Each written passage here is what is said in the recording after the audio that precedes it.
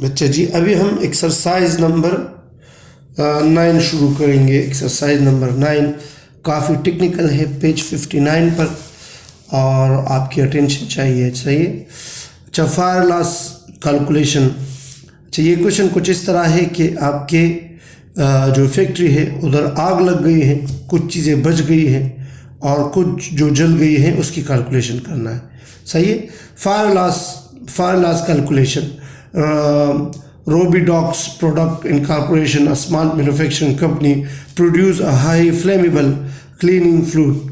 On May 31st, 19F, the company had a fire. F mean के fire वाली year. A fire which completely destroyed the processing building and work in process inventory. आपका पूरा building और work in process की सारी inventory जल गई है। Some of the equipment was saved. कुछ चीज़ें बच गई है। क्या बच गई है? आफ्टर द फायर, आग लगने के बाद फिजिकल इन्वेंट्री वाज टेकन।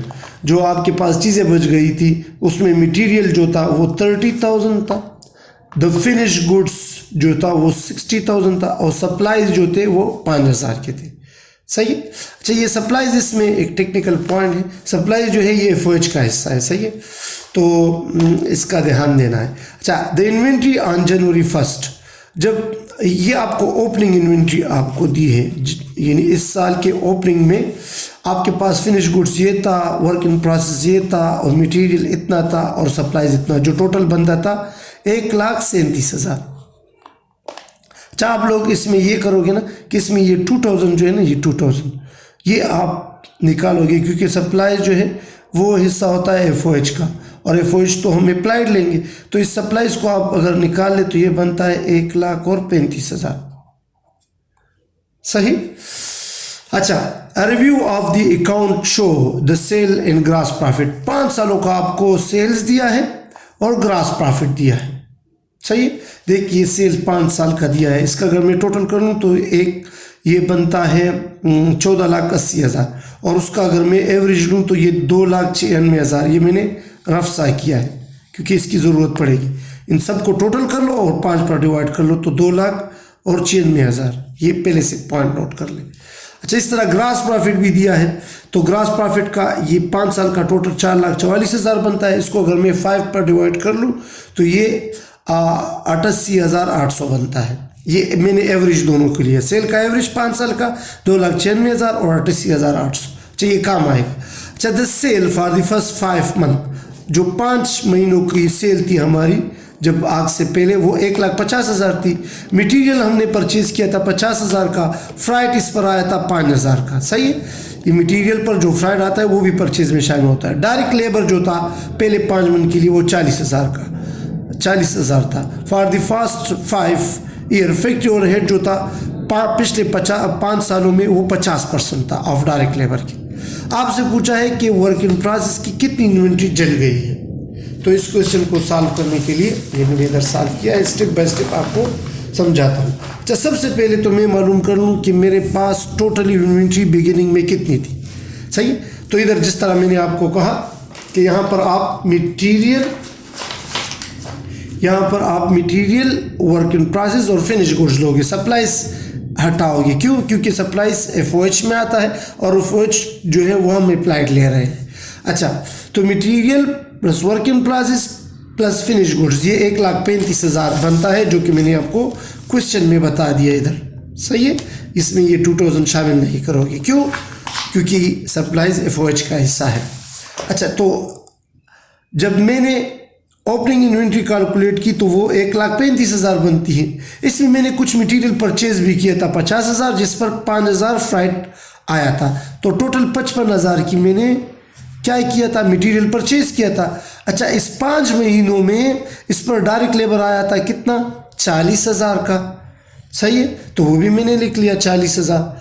अच्छा, FOH 50% आप डायरेक्ट लेबर का लोगे तो 50% कितना बनता है, 20,000। अभी देख, इस FOH में वो सप्लाईज शामिल हो गए, तो इसलिए मैंने उधर नहीं लिया, तो 20,000। सही। तो ये टोटल जब आग लगने से पहले मेरे पास सारी इन्वेंट्री कितनी थी, वो 1,50,000 की थी। लेकिन इस दौरान मैंने कुछ चीज़ें सेल भी की थी। तो मैं उसकी कास्ट ऑफ गुड सोल्ड वो चीज़ें मालूम करता हूँ। मैंने सेल की थी, कास्ट ऑफ गुड सोल्ड मैं किस तरह मालूम करूँगा, मैंने सेल की थी 1,50,000 के अशिया। सही है, आपको सवाल में बताया है, देख the sale for the first 5 month 150,000। सही।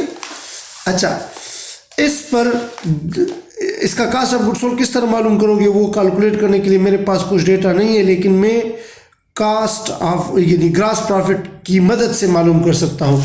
देख, ग्रास प्रॉफिट में मुझे 5 साल का दिया है। सही। तो मैं ग्रास प्रॉफिट की रेशो मालूम करूँगा। देख, ये मैंने एवरेज सेल का भी एवरेज लिया है, ग्रास प्रॉफिट का एवरेज, जो मैंने कहा था कि ये काम आएगा। सही। तो ग्रास प्रॉफिट का एवरेज मैं किस तरह मालूम करूँगा, देखिए मैंने नीचे किया है वर्किंग में, आपको नज़र आ जाएगा। ये देख, एवरेज ग्रास प्रॉफिट इक्वल होता है average grass profit of 5 year और एवरेज सेल ऑफ 5 ईयर। सही। तो ये मैंने उधर सवाल ही में कैलकुलेट किया था। देख, ये सेल का 2,96,000, ये ग्रास प्रॉफिट का 8,88,000। सही है। तो 88,800,000। तो average grass profit 88,800 divide by 2,96,000, तो एवरेज ग्रास प्रॉफिट आपका 30% बनता है। इसकी मदद से मैं कास्ट ऑफ गुड सोल्ड मालूम कर सकता हूँ। तो एवरेज ग्रास प्रॉफिट मैंने लिया 5 साल का, 30% के हिसाब से इस सेल का कितना 30%, तो ये बनता है कितना, यानी 1,50,000 का। अगर आप 1,50,000 का, या आपको 1,50,000 का अगर आप 30% लो तो ये कितना बनेगा 45,000। तो 1,50,000 से 45,000 माइनस कर लो तो आपके पास ये कास्ट ऑफ गुड सोल्ड बनेगा।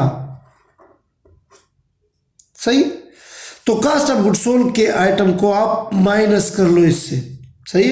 2,50,000 से 1,00,000 और 5,000 जो है माइनस कर लो, तो जब आग लग रही थी तो आपके पास टोटल मटेरियल, लेबर और एफओएच जो था वो 1,45,000 का था।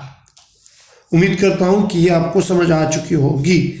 देखिए, ये चीज़ें मैंने सेल की है, टोटल ये पड़ी थी और ये सेल की थी, तो इससे ये सेल वाली निकाल लो। तो 1,45,000 आपके साथ उस वक्त फिजिकल अशिया पड़ी थी जब आग लगने से पहले।